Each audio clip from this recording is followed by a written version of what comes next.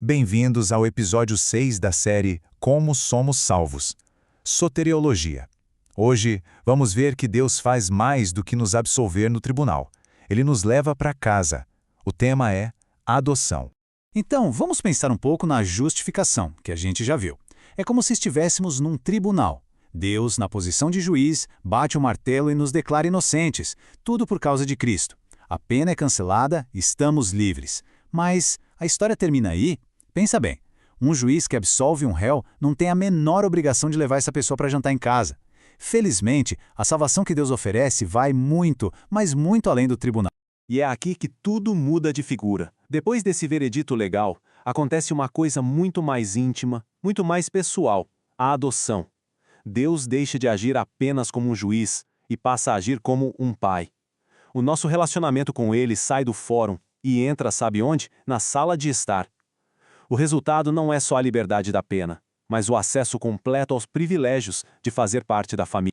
Ok, mas aí surge uma dúvida muito comum e bem legítima. Se Deus criou todo mundo, então nós não somos todos, por natureza, filhos dele?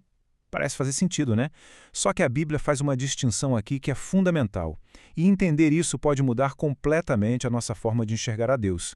A verdade, segundo as Escrituras, é que ser filho de Deus, nesse sentido mais profundo e relacional, não é um direito de nascença universal, é um presente. É um status que a gente não herda simplesmente por existir, mas que a gente recebe pela graça. Vamos entender direitinho como isso funciona. Olha só essa definição. Ela diz que a adoção é um ato da graça de Deus. Ou seja, é de graça, não merecido. Acontece com pecadores que já foram justificados, perdoados, e o resultado? A gente recebe todos os direitos e privilégios de um filho legítimo. Isso não é só um título novo, é uma realidade completamente nova.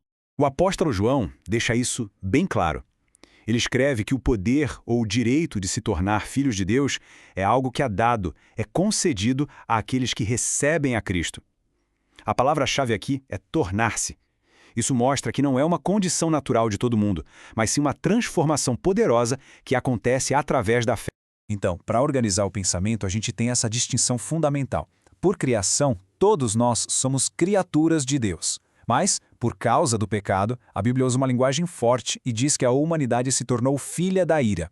É só pela graça, através de Cristo, que a gente passa para um terceiro status, o de filho de Deus. São três realidades bem diferentes.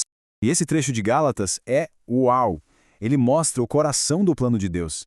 Cristo não veio só para perdoar pecados, ele veio para que nós pudéssemos receber a adoção de filhos. A adoção não é um benefício secundário, um bônus, não. Ela está no centro do propósito da vinda de Jesus. Custou caro, foi comprada com o sangue do próprio Filho. Certo? Fazer parte da família de Deus, isso soa incrível. Mas, na prática, no dia a dia, o que isso realmente quer dizer? Quais são os privilégios que vêm junto com essa nova identidade? Vamos ver o que muda de verdade na nossa vida. Bom, os privilégios são muitos, mas 3 deles se destacam e transformam completamente a experiência cristã. Primeiro, um acesso íntimo, sem barreiras, a Deus. Segundo, a certeza de que até as dificuldades da vida são, na verdade, uma forma de disciplina cheia de amor. E terceiro, a garantia de uma herança eterna. O primeiro privilégio já muda tudo. A gente sai de uma relação com Deus que podia ser marcada pelo medo, pela distância, e entra numa relação de intimidade e confiança. Pensa bem, um filho não precisa marcar hora com o pai. Ele simplesmente entra na sala, conversa. É esse tipo de acesso direto que a gente passa a ter com Deus. Esse versículo aqui tem uma profundidade enorme.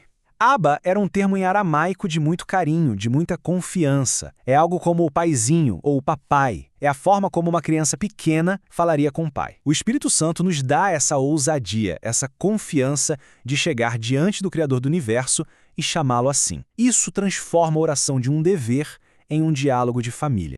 O segundo privilégio pode até soar um pouco estranho de primeira, a disciplina de Deus. Mas aqui está a grande virada de chave. Para um filho de Deus, os momentos difíceis, as provações, deixam de ser vistas como um castigo de um juiz zangado. Elas passam a ser entendidas como a correção de um pai que ama e que está nos treinando para o nosso próprio bem. O autor de Hebreus é bem direto. A disciplina de Deus não é um sinal de que ele está irritado com a gente, mas sim uma prova de que somos filhos. É um sinal do seu amor. Afinal, um pai que ama de verdade se importa o suficiente para corrigir. A disciplina de Deus vai nos moldando, nos deixando mais parecidos com o Cristo. E aí a gente chega no terceiro privilégio, que é de tirar o fôlego, um futuro garantido. A adoção não é só sobre perdoar o nosso passado, é sobre assegurar o nosso futuro. E não é um futuro qualquer, mas o mesmo futuro glorioso que pertence ao Filho perfeito de Deus, a Jesus Cristo. Pare e pensa no peso dessa frase. Co-herdeiros com Cristo. Tudo aquilo que é de Jesus por direito, ele divide com a gente por pura graça. A glória, a nova criação, a vida eterna, o futuro dele é o nosso futuro. Essa é a maior segurança que alguém pode ter. O apóstolo João aqui parece que nos chama num canto e diz: gente, pare um pouco e olhem para isso. Percebam o tamanho do amor que o Pai derramou sobre nós. E ele termina com uma afirmação poderosa: e nós o somos. Não é uma ideia, não é uma fantasia, é a nossa realidade em Cristo. Então, qual é a grande conclusão de tudo isso? A adoção não é só mais um tópico da teologia. É uma redefinição completa de quem nós somos. É a jornada que nos tira de uma condição de órfãos espirituais e nos estabelece como herdeiros amados, seguros, com um lugar na família. Para a gente resumir, os pontos essenciais para guardar são esses. A adoção vem da graça de Deus. Ela muda nossa relação com Ele de algo legal para algo familiar, nos enche de privilégios incríveis e, acima de tudo, nos dá uma identidade que nada nem ninguém pode nos tirar. E essa é a beleza da coisa toda. Ser filho de Deus não depende de como a gente se sente no dia ou das circunstâncias. Em dias bons ou ruins, a verdade continua a mesma. Para quem está em Cristo, pertencer a Deus é um fato. É uma rocha firme, um fundamento sobre o qual podemos construir uma vida de confiança e segurança. No nosso próximo encontro, vamos ver como essa nova vida de filho cresce e amadurece. O tema será santificação.